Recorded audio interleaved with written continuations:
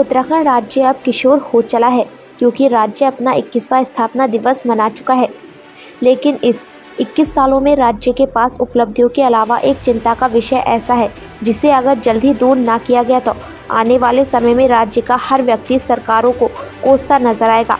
जी हाँ, हम बात कर रहे हैं राज्य पर बढ़ते कर्ज की, जो अब 72,000 करोड़ से ऊपर पहुंच चुका है और इस तरह से राज्य का हर व्यक्ति 66,000 रुपये का कर्ज लेकर चला रहा है।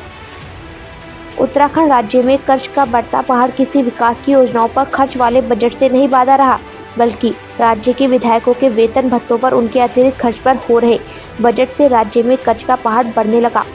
इस कर्ज के पहाड़ की बात हम स्वयं नहीं बल्कि सूचना के अधिकारी में मांगी गई जानकारी से पता चला है।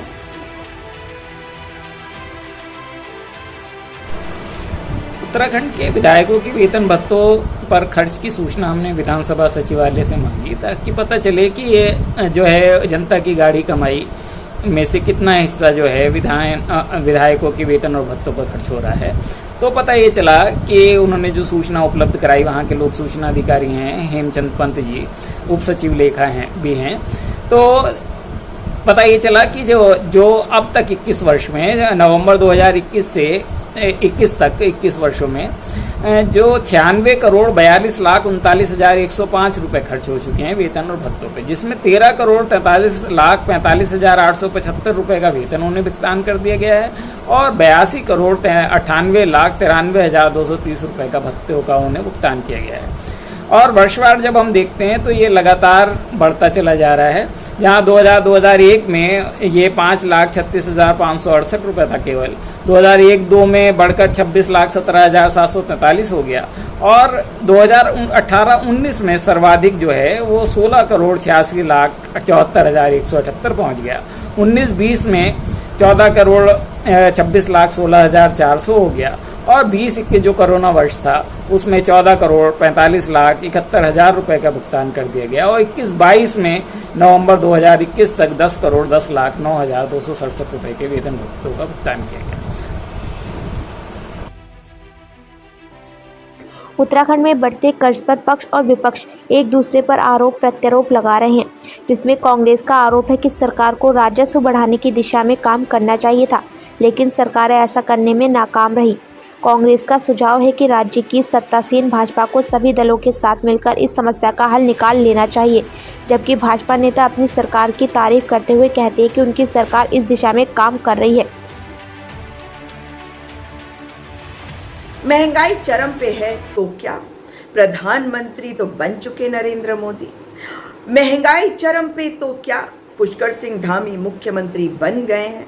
अभी उन्हें और भी चिंताएं हैं, चुनाव जीतना है, उन्होंने विज्ञापन देने हैं, प्रचार प्रसार करना है और प्रधानमंत्री को तो श्रीलंका की मदद करनी है ना। उन्हें ये नहीं पता कि चैरिटी बिगिंस एट होम। अपने आप को सशक्त करके ही हम सशक्त बन सकते हैं या किसी और को सशक्त कर सकते हैं। प्रधानमंत्री स्वयं को सशक्त कैसे कर रहे हैं? वो अर्थव्यवस्था को संभालना नहीं चाहते, वे जनता को बता रहे हैं कि आत्मनिर्भर हो जाओ। हमारे यहाँ तो उत्तराखंड में सांसद भी लापता है और टिहरी के सांसद के घर के बाहर महिला कांग्रेस ने प्रदर्शन किया मगर बाहर नहीं निकल के आई। आखिर क्यों? महारानी जो है, महारानी राजलक्ष्मी शाह और गरीबी से जनता त्रस्त है तो क्या, देश के प्रधानमंत्री नरेंद्र मोदी जो हैं, अब जनता सड़कों पे हो, भूखी प्यासी हो, उनको वो राशन दिया तो गया ना, तो अब रो क्यों रही है जनता? अगर महंगाई है तो क्या, डीजल पेट्रोल सबके दाम बढ़ते जा रहे हैं, जिसकी वजह से हम देख रहे हैं कि सब्जियों के भी दाम बढ़ रहे हैं। अब नींबू को ले लीजिए, 260 रुपए किलो, 230 रुपए किलो से 260 रुपए किलो तक पहुंच गया। और नींबू जो गर्मी में हमें चाहिए, निर्मला सीतारमण बताएंगी कि शायद इस साल नींबू ज़्यादा हो नहीं रहे और मैं तो नींबू का जूस पीती नहीं, मैं तो वो वाले रेडीमेड वाले नींबू के जूस पीती हूँ। तो जनता जो है वो कहाँ जाए, क्या करे, ये बताए ये सरकार। और कब तक रखेगी त्रस्त? जवाब दे सरकार।